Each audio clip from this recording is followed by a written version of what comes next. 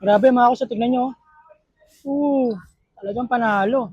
Sobrang dami nagtatanong sa akin kung saan pa ba may nagsiserve ng masarap na shawarma. At syempre, bilang kuya nyo, hindi ko na kayo ilalayo. Diretso ko nang ituturo yung pride ng Gapo kung saan ilang dekada na ang inabot sa pagsiserve ng masarap na shawarma. Kaya ngayong araw, samahan nyo kong puntahan at pasyalan yung tinutukoy ko na shawarmahan na ilang dekada na sa larangan. Walang iba kundi dito sa Sans Shawarma. Bossing, magandang gabi, bossing. Magandang gabi din po.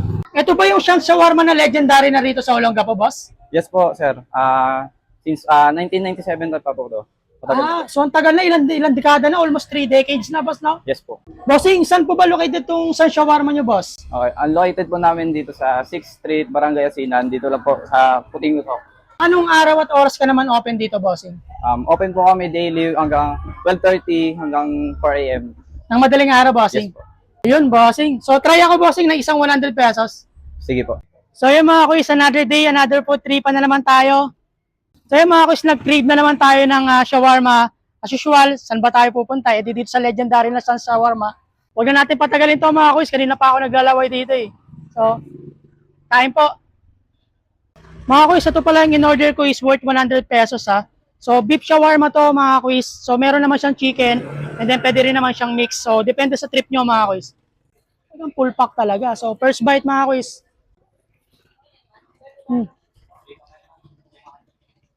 May kakaiba talaga ang lasa ng shawarma. Nanggagaling talaga sa sauce. Panalo. Grabe mga kuis, tignan nyo. Talagang panalo.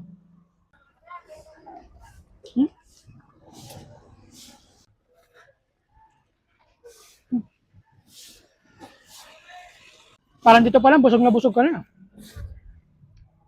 Grabe yung sauce. Ang sauce to mga kuis, pwede pa rin kumuha. Depende sa gusto nyo. So yung mga kuis, itong in-order ko sa Sans Shawarma na worth 100 pesos. The best, panalo talaga. Legendary talaga yung Sans Shawarma mga kuis. So kung pupunta kayo rito mga kuis, testingin nyo na. Panalo talaga.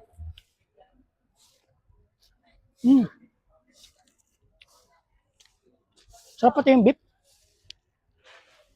Salamat sa panonood mga quiz. Stay hydrated, keep safe, and God bless everyone. Maraming salamat. Bye!